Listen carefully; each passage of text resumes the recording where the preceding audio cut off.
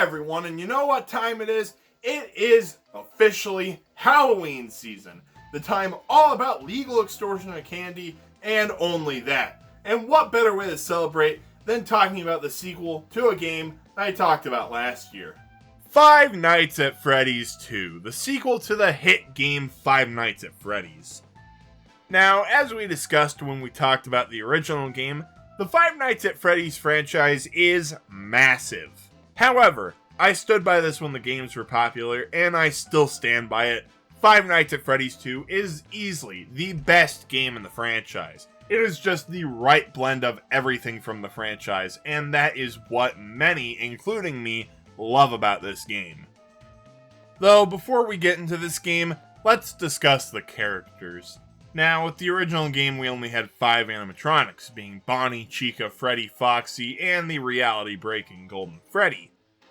But now, in the sequel, bump that number up by 6, because there is a total of 11 animatronics that may or may not murder you. So, we have all the originals here, just in these new withered forms, which... God, I hate how withered Bonnie looks. It honestly terrifies me still. Then we have the kinda new animatronics, being the toy variants of Freddy, Bonnie, and Chica. And then we have the fully new characters, being Balloon Boy, the puppet, and the absolutely horrifying Mangle, which... Yikes, I wouldn't want to be a dentist around that thing. So actually getting into the game, one thing you notice immediately is the lack of doors and power. This time the power is replaced by a flashlight battery, and the doors are removed with crippling vulnerability. Though there are some ways to keep the animatronics at bay. The first way is the Freddy mask, which scares off most animatronics. And the second is the flashlight, which lets you scare off Foxy. And that covers all the different animatronics except for one, the puppet. To defend yourself against the puppet, you need to go over to the prize corner and wind up the music box. If you let the music box run out, well then hold on to your potentially non-existent hats because you have about 15 seconds before you brutally die.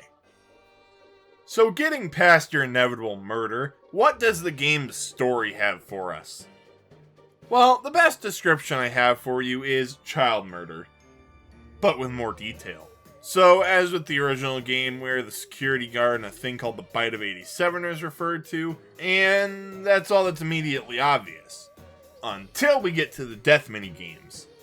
These are Atari 2600 styled games that give us more detail on certain parts of the story. So to begin, we shall start off with the Save Them minigame, where you play as Freddy following the puppet.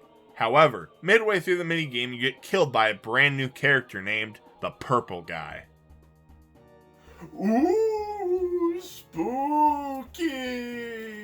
Next up is the Give Gifts, Give Life minigame, where you play as the puppet putting the souls of dead children into animatronics.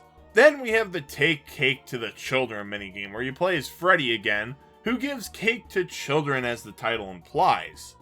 But if you look outside of the building the game is taking place in, the purple guy strolls up in a car and just murders a kid outside of the building. God, that just got incredibly dark.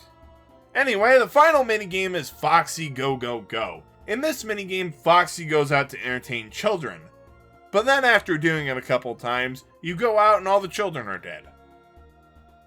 So, yeah, these minigames just progressively got a lot darker. And that was Five Nights at Freddy's 2. A pretty fun and honestly horrifying game. I mean, honestly, like, who isn't terrified of withered Bonnie? And now from this fear that the game has bestowed upon me, I think the best course of action is to go outside and hopefully find something that isn't as scary as this.